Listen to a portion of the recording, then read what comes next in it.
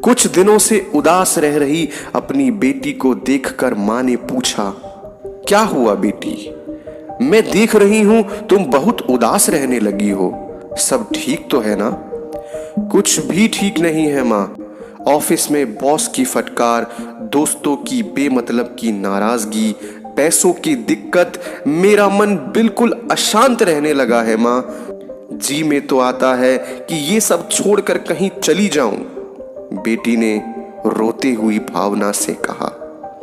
मां ये सब सुनकर गंभीर हो गई और बेटी का सिर सहलाते हुए किचन में ले गई। वहां उन्होंने 3 बर्तन उठाए और उन तीनों में पानी भर दिया। उसके बाद उन्होंने पहले बर्तन में कैरेट, दूसरे बर्तन में एग्स और तीसरे बर्तन में कुछ कॉफी बीन्स डाली। फिर उन्होंने तीनों बर्तनों को चूल्हे पर चढ़ा दिया और बिना कुछ बोले उनके उबलने तक का इंतजार करने लगी। लगभग 10 से 20 मिनट हो चुके थे। उन्होंने गैस बंद कर दी और फिर एक एक करके कैरेट्स और एग्स अलग अलग प्लेट्स में निकाल दिए और अंत में एक मग में कॉफी उड़ेल दी। बताओ तुमने क्या देखा? मां ने बेटी से पूछा।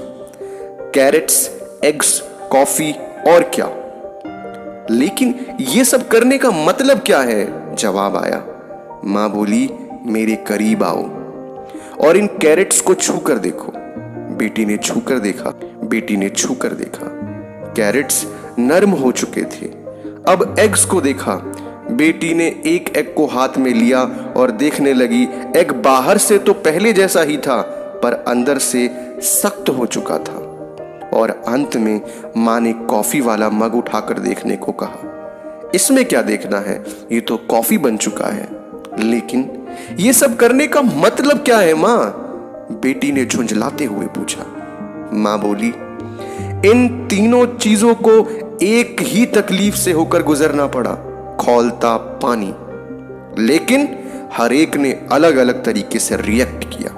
कैरेट्स पहले तो ठोस थी पर खौलते पानी रूपी मुसीबत आने पर कमजोर और नरम पड़ गई। वहीं एग पहले ऊपर से सख्त और अंदर से सॉफ्ट था पर मुसीबत आने के बाद उसे झेल तो गया पर वह अंदर से बदल गया, कठोर हो गया, सख्त दिल बन गया। लेकिन कॉफी बीन्स तो बिल्कुल अलग थी। उनके सामने जो दिक्कत आई उसका उन्होंने सामना किया और मूल रूप को खोए बिना खौलते पानी रूपी मुसीबत को कॉफी की सुगंध में बदल दिया। तुम इनमें से कौन हो? मां ने बेटी से पूछा। जब तुम्हारी जिंदगी में कोई दिक्कत आती है तो तुम किस तरह रिएक्ट करती हो? तुम क्या हो, कैरेट, एग या कॉफी बीन्स?